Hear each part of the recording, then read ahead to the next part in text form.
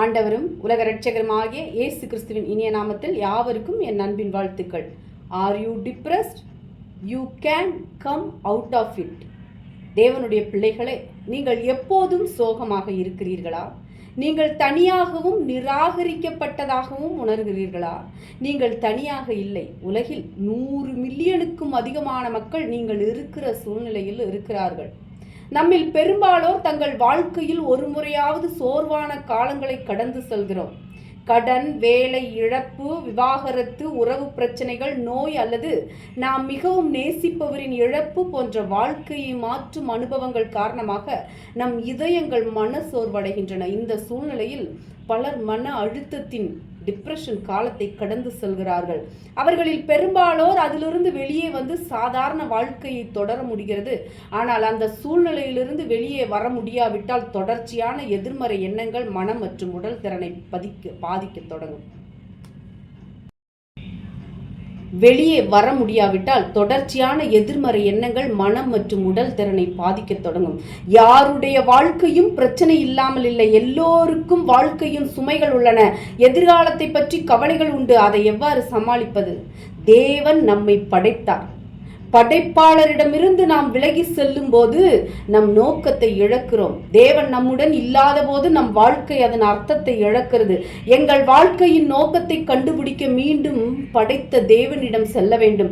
அவரால் மட்டுமே நம் வாழ்க்கைக்கு அர்த்தத்தையும் நோக்கத்தையும் கொடுக்க முடியும். நீங்கள் சந்திக்கும் பிரச்சனைக்கு இப்போது தீர்வு இல்லை என்று நீங்கள் நினைக்கலாம். ஆனால் இயேசு உங்களுக்கான வழிகளை திறக்க முடியும்.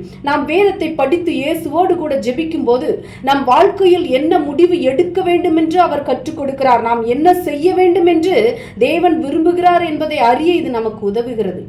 இயேசு சொன்னார், வருத்தப்பட்டு பாரம் சுமக்கிறவர்களே, நீங்கள் எல்லாரும் என்னிடத்தில் வாருங்கள், நான் உங்களுக்கு இளைப்பாறுதல் தருவேன். நாம் இயேசுவின் பிள்ளைகள். அவர் நம் வாழ்க்கையை அமைதியால் நிரப்ப விரும்புகிறார். நம்முடைய இருதயத்தின் காயப்பட்ட பகுதிகளை குணமாக்க இயேசு விரும்புகிறார். இன்று நாம் இயேசுவின் கரங்களை நோக்கி ஓட தயாரா? தம்முடைய பிள்ளைகள் தன்னிடம் திரும்புவதற்காக காத்திருக்கும் ஒரு தந்தையைப் போல நமக்காக இயேசு காத்திருக்கிறார். நாம் நம்முடைய பழைய தவறுகளுக்காக இயேசுவிடம் மன்னிப்பு கேட்டு அவருடைய பிள்ளையாக மாறலாம். தேவனை விசுவாசித்து வாழ்வது எளிதான காரியம் அல்ல. சூழ்நிலைகள் சாதகமாக இருக்காது. எப்போதும் கடவுளை எப்படி நம்புவது? கர்த்தர் நல்லவர் என்பதை ருசித்து பாருங்கள் என்று வேதம் சொல்லுகிறது.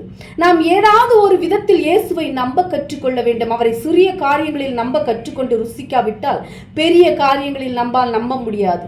ஒரு உதாரணத்துக்கு, உங்களுக்கு சின்ன காய்ச்சல் அல்லது தலைவலி வரும்போது இயேசுவிடம் விசுவாசத்தோடு ஜெபிக்க ஆரம்பியுங்கள். அவர் உங்களோடு பேசுவார், உங்களுக்கு பதில் கொடுப்பார். உங்கள் விசுவாச பயணத்தின் முதல் படி அது. உங்கள் பயணத்தை இப்போதே தொடங்கலாம். நீங்கள் இருக்கும் இடத்திலேயே உங்கள் நிலைமையை பார்க்க வேண்டாம். உங்கள் சூழ்நிலையை விட பெரிய தேவனை பாருங்கள். தேவன் நிச்சயமாக உங்கள் கைகளை பிடித்து இப்போது நீங்கள் எதிர்கொள்ளும் கடினமான சூழ்நிலையில் இருந்து உங்களை மீட்க முடியும். நண்பர்களும் உறவினர்களும் நம்முடைய கடினமான நேரங்களில் அதிகமாக தேவைதான். நம்முடைய நண்பர்கள் மற்றும் உறவினர்களோடு உள்ள உறவுகள் ஒருபோதும் விட்டு போகக்கூடாது. ஒருவேளை நம்முடைய கடன் பிரச்சனையை நம்முடைய நண்பர்களோடு சொல்ல முடியாமல் போகலாம்.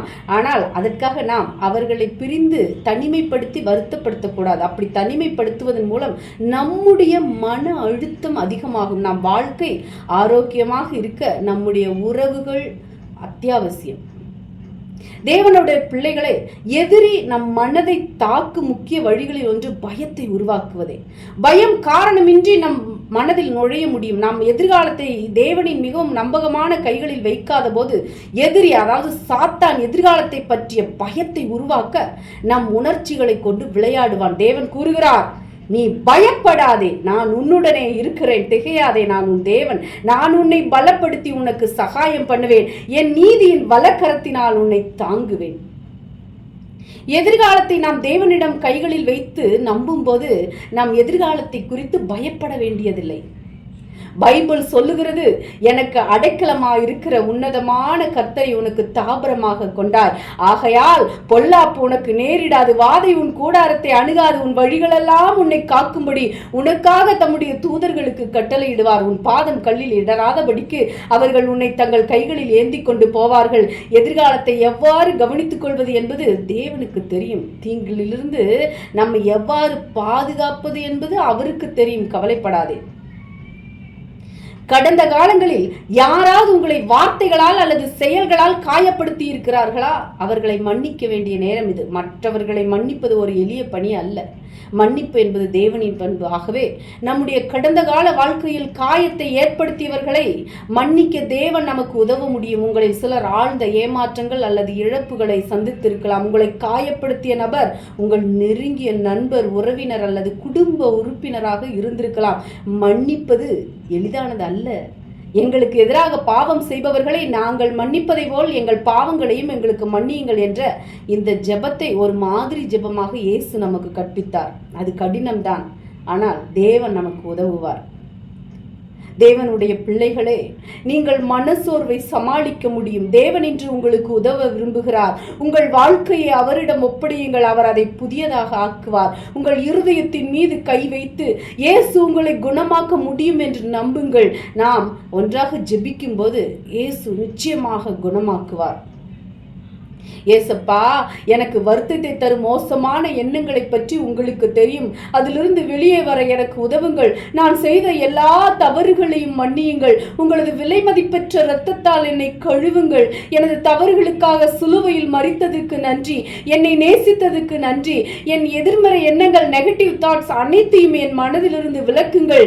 நான் உங்கள் குழந்தையாக இருக்க விரும்புகிறேன். இயேசுவே, நான் மன அழுத்தத்தில் சிக்கிக்கொள்ள விரும்பவில்லை. மற்றவர்களை மன்னிக்க எனக்கு உதவுங்கள். அதை நானே செய்ய முடியாது. எனக்கு உங்கள் உதவி தேவை ஆண்டவரே.